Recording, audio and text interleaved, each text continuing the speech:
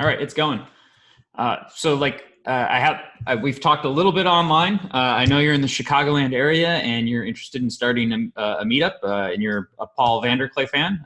But give me a little bit more background. How did you come across Paul? How did you come across the Discord server? And like, what are you looking to do in an in-person meetup? Sure. Yeah, I'm excited to talk to you because I feel like our stories have a fair amount in common. We're both from the Chicago area. We both worked at Epic for a period of time.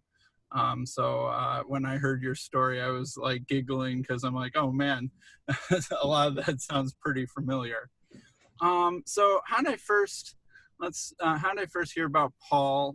I'm one of those people who at their job, I'm a data scientist right now. So a lot of my job is cleaning and organizing data, which, often leaves about half of my brain relatively free. So I listen to a lot of podcasts or YouTube videos at work. And I remember I was looking for a podcast or a YouTube video just about Kierkegaard one time, just because I was like, yeah, I like Kierkegaard and I'm in the mood. I've got an hour, so I would love something to listen to about that. And one of the videos that came up was Jordan Peterson's video from it was either his Maps of Meaning or his personality class about Kierkegaard. And so I listened to that and I remember thinking, man, that's like one of the best professors I've ever heard. Just like I've had a lot of professors, but that one was just super engaging. Let me start from the beginning of his class and listen to the whole thing. And so I did that over like the course of a couple of weeks, and about halfway through that, some video of his came out criticizing some Canadian bill. And I was like, oh, I don't really care about what this guy's stance is on Canadian provincial politics. I'm just listening to these lectures. And it slowly became apparent to me that he was kind of taking off. So it was kind of funny to find Peterson just slightly before he sort of exploded into what he became. And sometime through that, he started putting out the biblical lectures, and those caught my attention. And then the YouTube algorithm does its thing, and Paul's video was recommended. I remember thinking, listening to Jordan's biblical series, like, this is super interesting. I grew up Christian. I was like, this is a very different perspective and sort of a very fresh take on Genesis. And he has a lot that he's bringing to it. But at the same time, there seems to be a lot that he's at least missing or leaving out, or at least that what I'm used to hearing when Genesis is being talked about. And really, there needs to be some bridge between kind of more of the Christian tradition and I'm flattered when anyone uses the term bridge. So, it's like fair enough. Yeah. Sorry. And so when I saw Paul's videos, I was like, okay, this guy seems like the right guy. This guy's filling that vacuum that seems to be needed between sort of connecting intellectual Christian tradition with what Jordan was doing in the biblical series. So that's sort of how I found Paul. But I was a lurker for a long time, and there was part of me that kind of wanted to share my story, and part of me that was like, maybe not. Maybe it would be better to just remain private. Putting my name out there and connecting it with this was something that I was sort of nervous about for a long time. It's very nerve-wracking, especially like I grew up.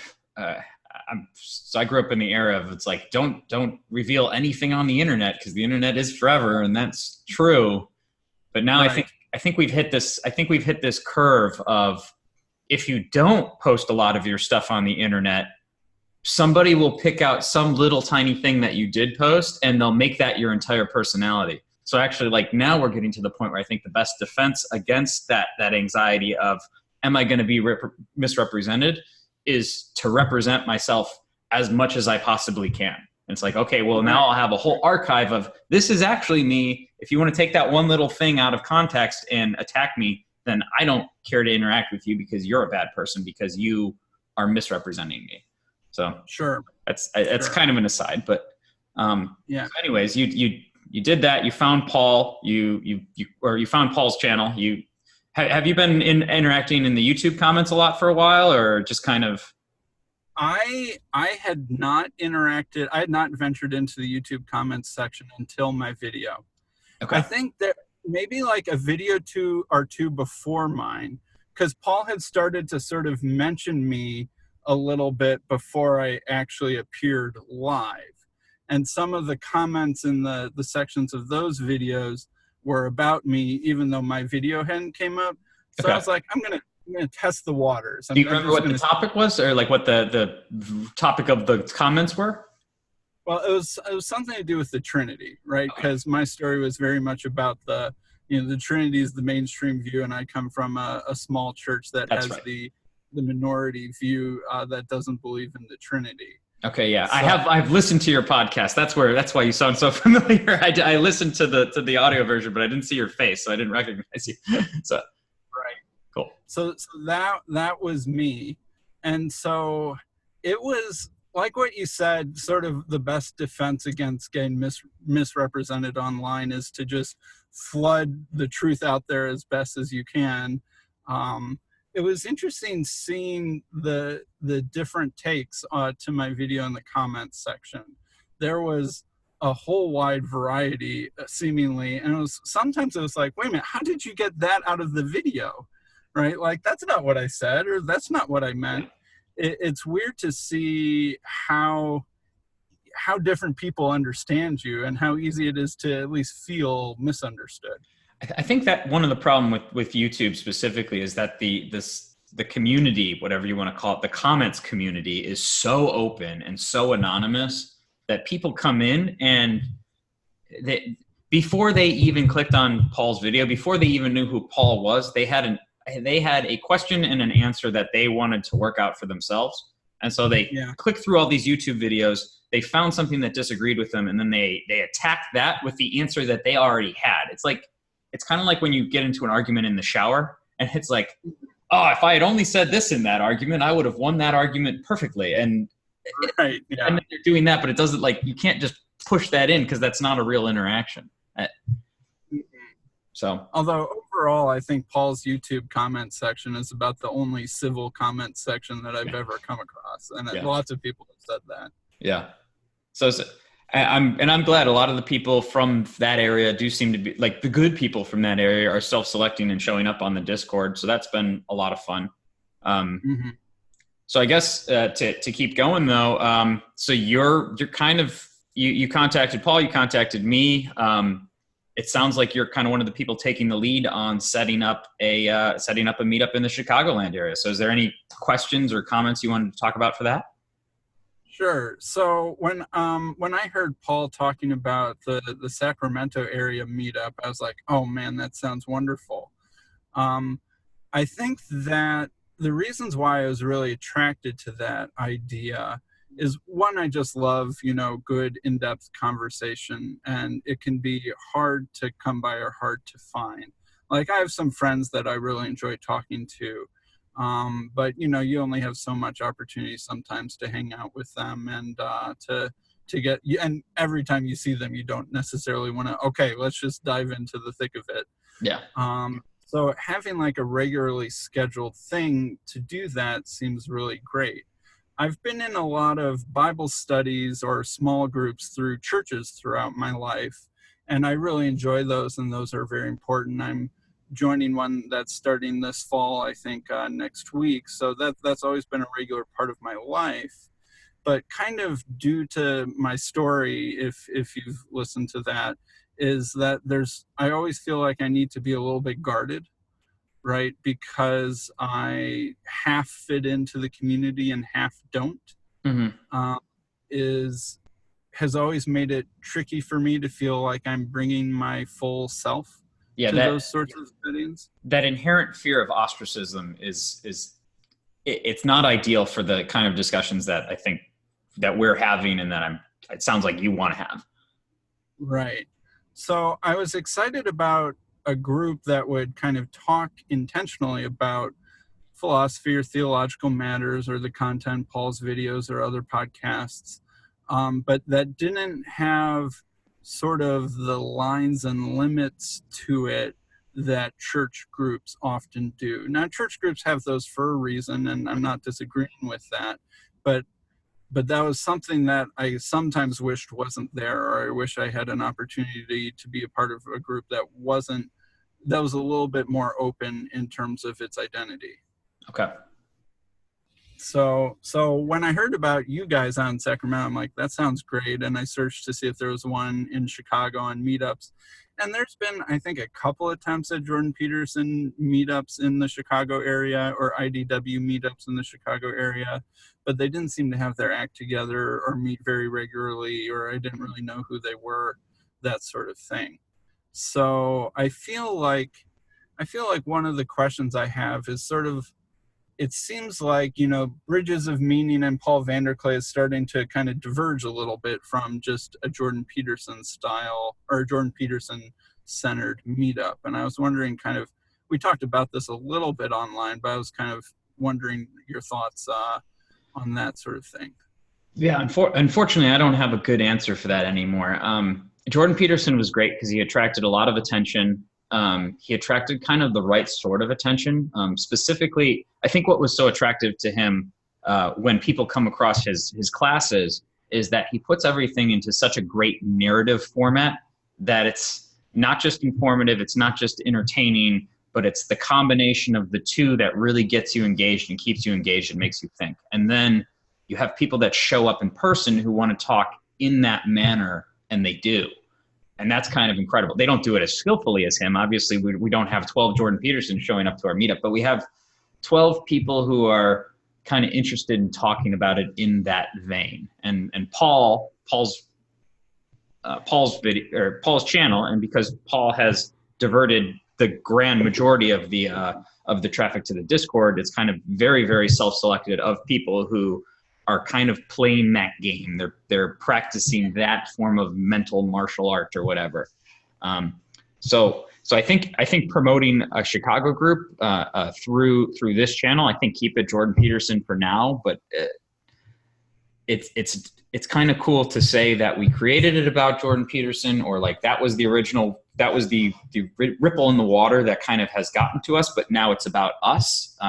That's very important to our Sacramento group. We spend probably less than 20% of our time talking about Jordan Peterson topics, maybe even less, I don't know. But yeah, to make it explicitly something else, then the problem is then there's no boundaries. If you just say we're going to have an interfaith, archetypical conversations about, religion, sociology, psychology, all these other, all these combined topics, right? Who's going to show up? Right.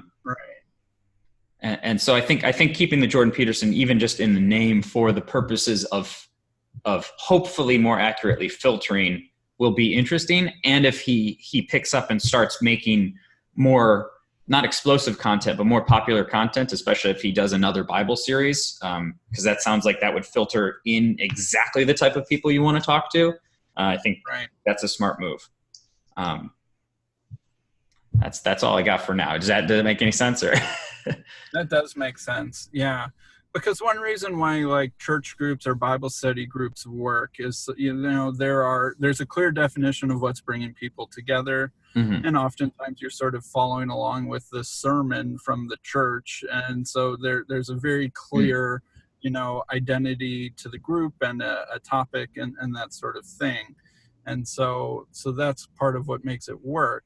And so I'm kind of wanting to open the dial of kind of openness. And when I was in high school and stuff like that, I had a lot of atheist or agnostic or other religion friends that I really enjoyed talking to. And I sort of want that again, but there needs to be at least something unifying, right? Yeah. And it's sort of that balance between chaos and order, you might say. And I think... So we have a very successful one here in Sacramento. I visited one down in Alameda that the pastor in Alameda is very, very good friends with Paul. And they have the nearly identical culture to us, which was amazing. There's, different people, everyone's got their own personality, but the way they interacted was so similar, and it was awesome to do. The other thing that I could say that helped us at Paul's church specifically, or not help sounds like it's selfish, but the other thing that like made the relationship more healthy with Paul's church is we did do service projects for them. Yeah. They had an 80-year-old redwood that had been dead for a long time and was rotting out, and like it would have cost them a whole lot of money to get it removed. And so we had volunteers show up one day, and we helped the church member cut down the tree, because they lack young men who can do that kind of work in their church community. It's just the demographics of that particular church. We built some benches for them. We've done some other little things. We've all donated money. So I think we have a very symbiotic relationship with this church. And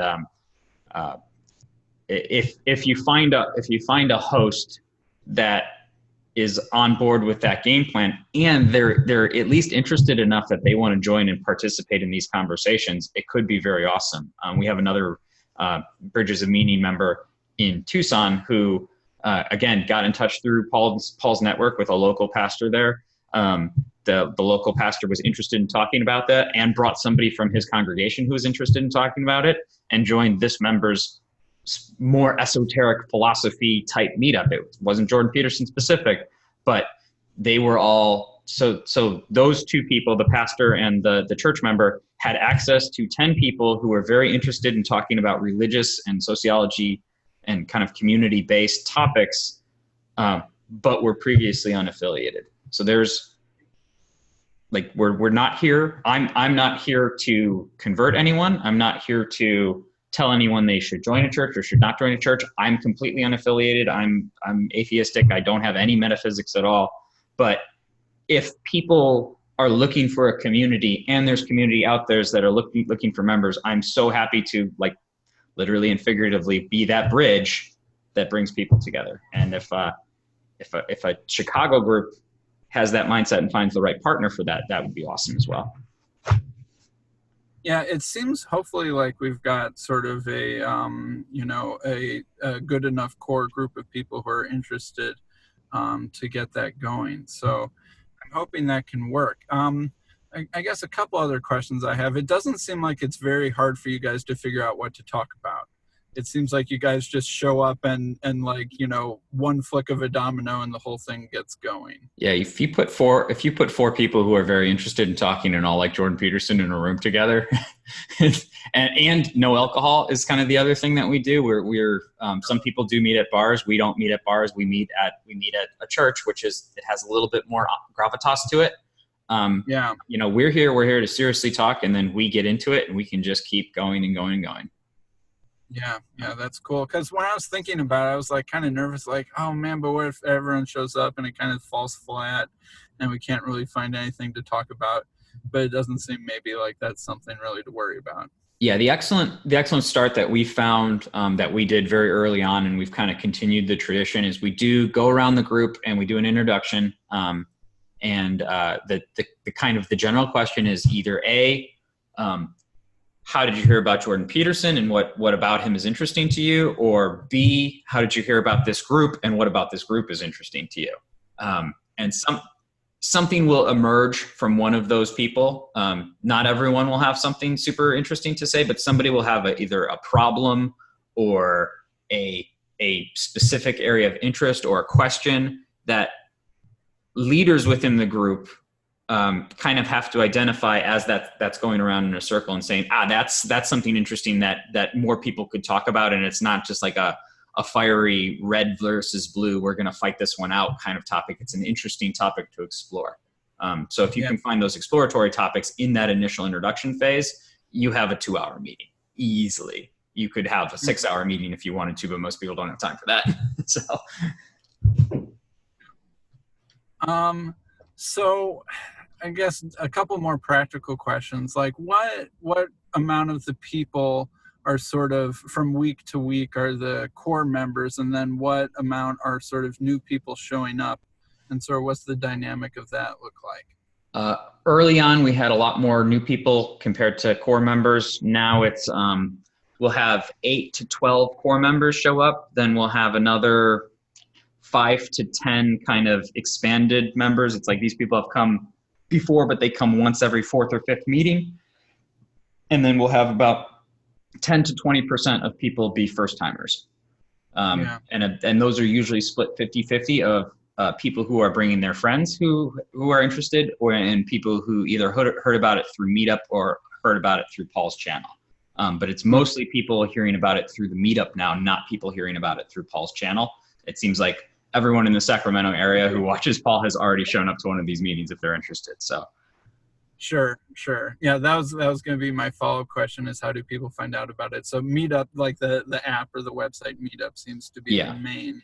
Yeah, I think it's $60 or $60 or $80 for a 1-year subscription or something. So I don't know if that's something that, like, we've got a few members on the Discord. If everyone's willing to chip in $10, that's kind of cool. And that kind of builds the community a little bit too. It's buy-in essentially. Otherwise, it's not an insurmountable amount for most people. So Facebook, you can post it on there as well, or post on Facebook an event meetup that links to the meetup group. That kind of works well because then the ultimate invitation is still the meetup group. It makes it seem more official, and you see the full numbers. Because when we post things that are completely separate events, one on Facebook, one on Meetup, it looks like there's only 4 people going. But there's actually 8 people going because it's 2 different groups, and then that looks like a more solidified event. Sure, that makes sense. Do you envision any amount of cohesion between the different locations? Like, what'll tie Sacramento to Alameda to Chicago to any other possible locations? What will sort of like the overstructure look like? So everything's going to be we're using the term affiliated. So okay, you guys can have a Bridges of Meaning, Chicago server. The group is yours entirely. The Discord server, if you want help adminning it, is kind of ours, but not really. If the group ever decided they wanted it, we just give it to you and take our name off of it essentially, and I'd remove myself as an admin. But we're just trying to keep it organic. We're trying to keep it very, very loosely because it's more natural. And so hopefully we can have, obviously this is a conversation that we're only having because of the Discord. Hopefully there's members within different groups who kind of emerge that want to interact with each other and kind of be almost ambassadors between groups. As we haven't really had a lot. I think we had one Sacramento meetup since we started the Discord server, but as we keep doing that, if we have a really good conversation that emerges within our group, I will post it as a challenge on our thing, and I will only allow members from other in-person meetup groups to hop on and discuss. It's a little bit of, because we have these people who are not going to any meetups at all. Some of that's because of location. They don't have anyone around them, which is unfortunate, but I do want to foster these in-person meetups, so I do kind of want to give them a little bit of extra privilege and access, and I think that will be entertaining for everyone as well as help us grow. But right now we don't know. We don't know what this is. We only did it 3 weeks ago, and now we have almost 400 people in the Discord, so it's crazy. That's crazy.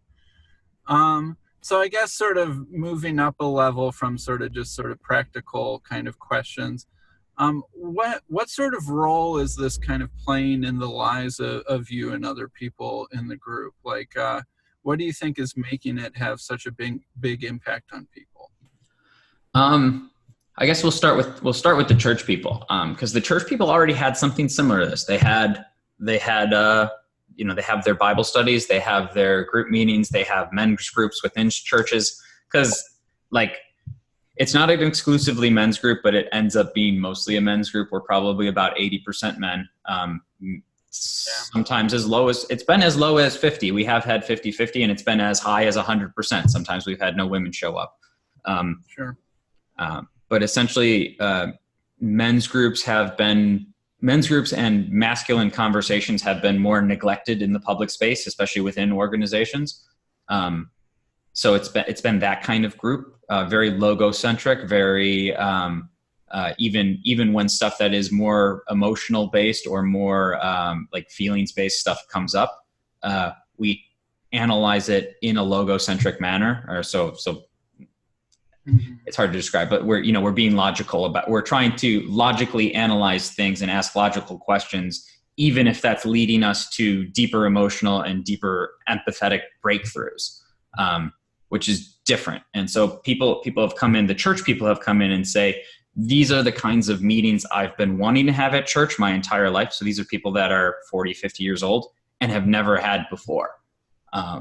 Then we have atheists that come in and they said, these are the kinds of conversations I've wanted to have with my friends my entire life, and I've never had them before. Yeah. That's a start. When you do that, when you do something that's that inherently meaningful, you end up having friends. Tyler's my very good friend now. A few people, Paul's my very good friend. Like, I have a bunch of very good friends now from the group that I didn't have before. I have other very good friends, but it's not something, it's not a zero-sum game. You can have lots of friends. And so, you know, when some big stuff happens in people's lives, you know, you've got somebody else to call, you've got somebody else to hang out with, to share a beer with, to get, we had a going away party for one of our members, kind of just like a couple of us just went out and he had been in a local college for a grad program for 3.5, 4 years. On his last night in town, he decided he wanted to have burgers and drinks with us, not with the friends that he made at college. Is that huge? Is that the be all end all? No, but it's pretty important. Sure. That sounds cool. Like in Bible studies that I'm a part of, normally there's like the Logos time where we're either discussing a passage or the sermon from last week. And then normally halfway through, a little after halfway through, it like switches. Normally the genders will segregate and the guys will get together and they'll share, and the girls will get together and they'll share prayer requests. And then everyone goes around in a circle and gets prayed for. So there's like that combination of kind of intellectual discussion, but also personal sort of sharing and just having people who are kind of tracking your story and stuff like that.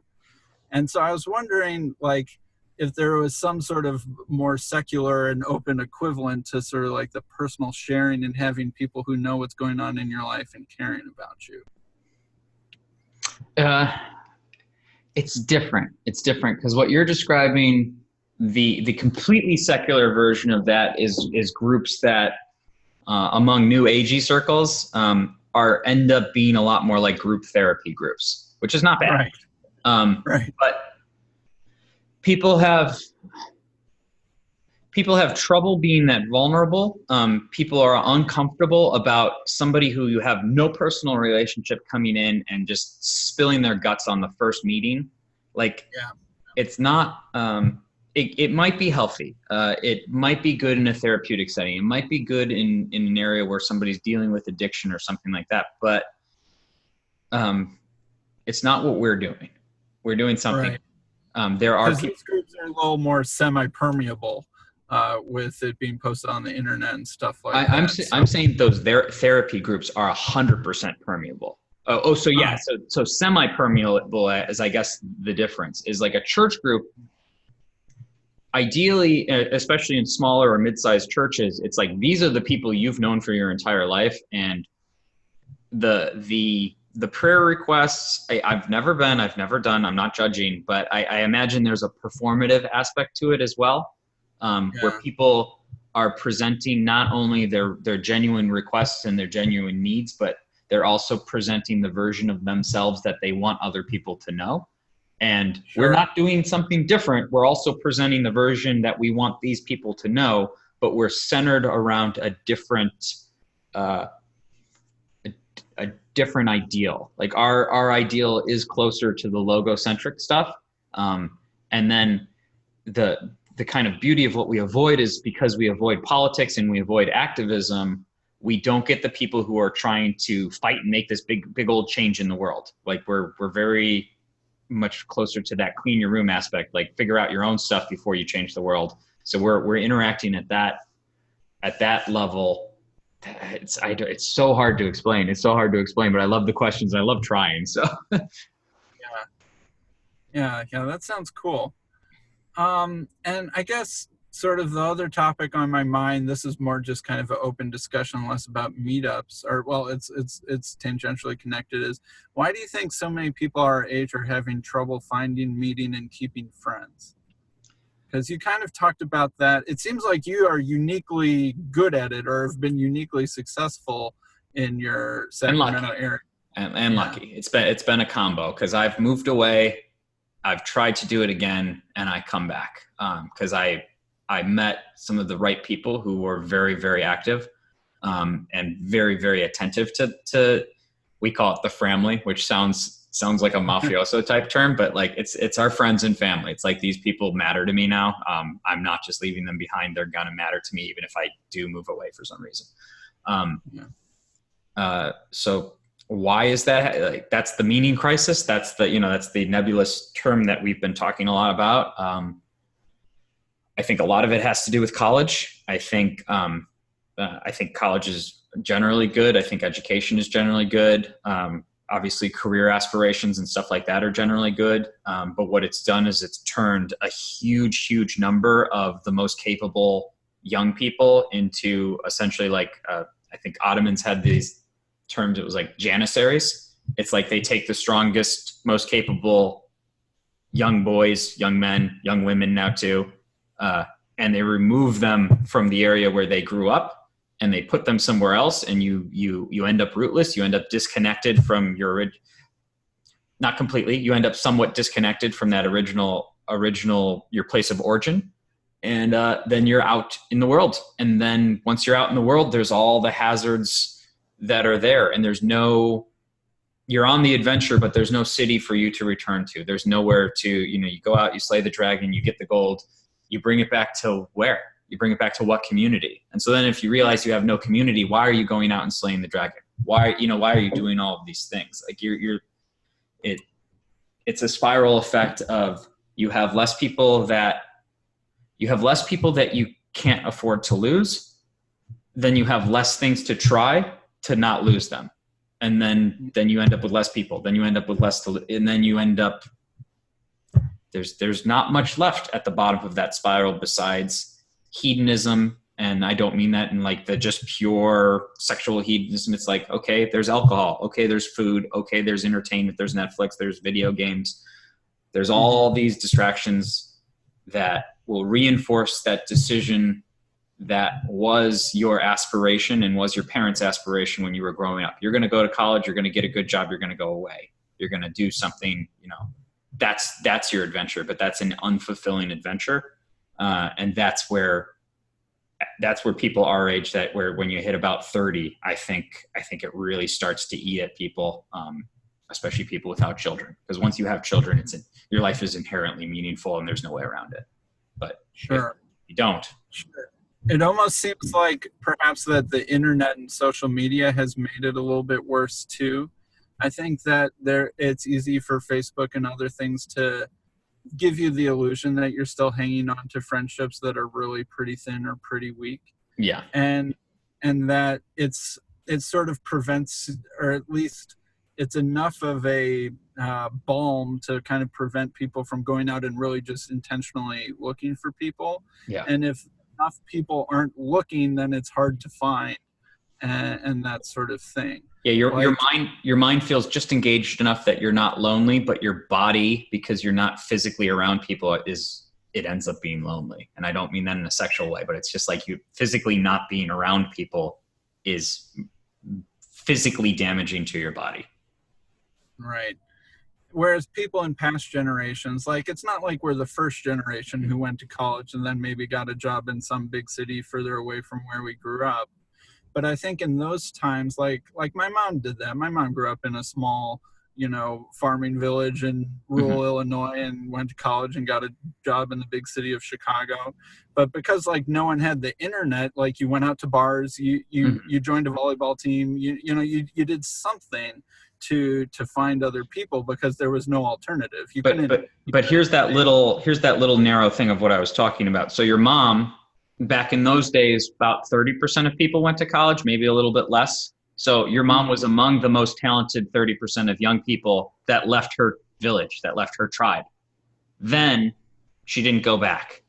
Then the next generation, it wasn't just the 30% that got taken out of that community, it was 50%. So now 50% of people have left and gone away and just gone wherever. I don't know what town your mom came from, but I can assure you that it's not as culturally rich and vibrant, and the community is struggling, if not dead already. Yeah. And so that's the tragedy of modernity, I think. But yeah, so there aren't homes when you go to a new place because there's so much mass dislocation. Like my mom kind of eventually got settled into a new community when she went somewhere else, but now there aren't even like geographically located communities to find and nuzzle yourself into anymore. Well, and those communities require continuation. Communities require talented, successful, high ability people to maintain. It sounds discriminatory to say it, but there's no other way to say it. People who are all of low ability cannot organize themselves properly. There needs to be some kind of functional hierarchy for things to go on. And if you keep taking the top off of that pyramid and removing it and putting it somewhere else and having them try and fumble around and make new pyramids, and there's no generational continuation of people at the top of the pyramid that continuously revivify that community, the community gets sick and it dies. And so even like suburban Chicago, I think is a fine example too. It's like you can have these little micro communities that pop up. I grew up on a cul-de-sac. We had a very rich little community at my particular point in time because a whole bunch of new young parents moved in that had real jobs, and they were capable people, and they all had kids at the same time, and that all happened. All the kids are gone now. Very few of them are in the local area. That block is now just a bunch of people who live in the same area and can kind of watch each other's houses. And that's not bad. It's just not as good as it used to be. And so how do we continue that actual real community that I think that I grew up with for a little bit, that I had glimpses of, but now can't find in a major city, can't recreate by my own in a small town because there's not enough other talented people to bounce off of to build a community. So we have to do it. We have to exist in this new paradigm that exists and figure out how to use it effectively. And I'm hoping that's what I'm doing, but I don't know. That's funny. My story is a little bit interesting. So I, just over a year and a half ago, I moved back to the exact same suburb that I grew up in.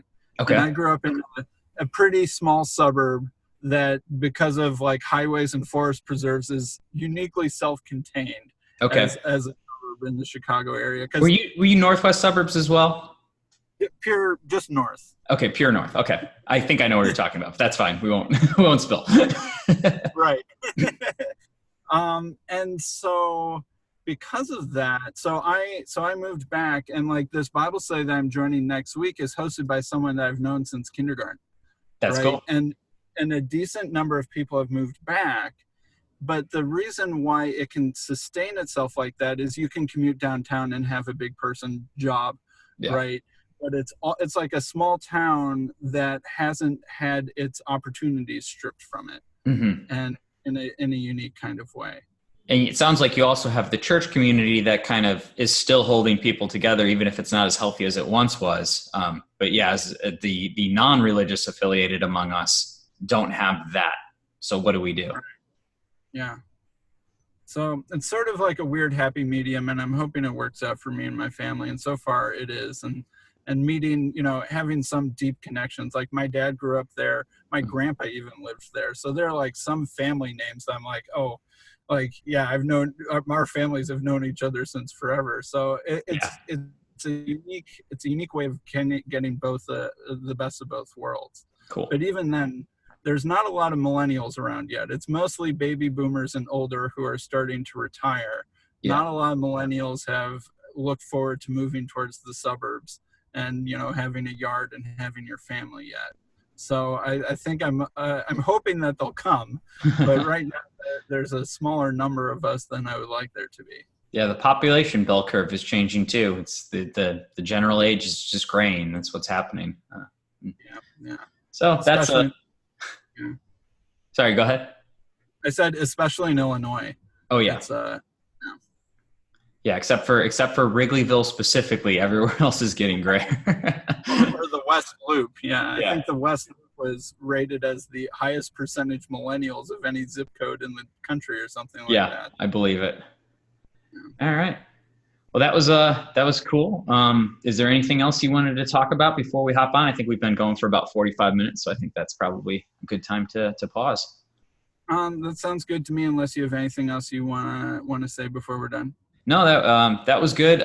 So Chicago meetup. I'm glad you're kind of taking lead on this. We have a few other people on Discord that are actively engaged in this. We're looking for a location if anyone knows one. And if anyone's listening to this and you're in the Chicagoland area, let's get a meetup going there. And I am from Chicago. I'm gonna be back in early October, so there's a chance that I can show up in person. I would love to join you guys and love to help you guys get started. So that would be really cool. That might be around the time that we have our first meeting or something, so you can give us a kickoff boost, maybe. Fingers crossed, it works out perfectly. But thanks so much for taking some time to talk with me, Sam. That was really fun. I hope we can do this again in the future for sure. So, all right, sounds good. Nice talking to you, Joey. Yeah, you as well.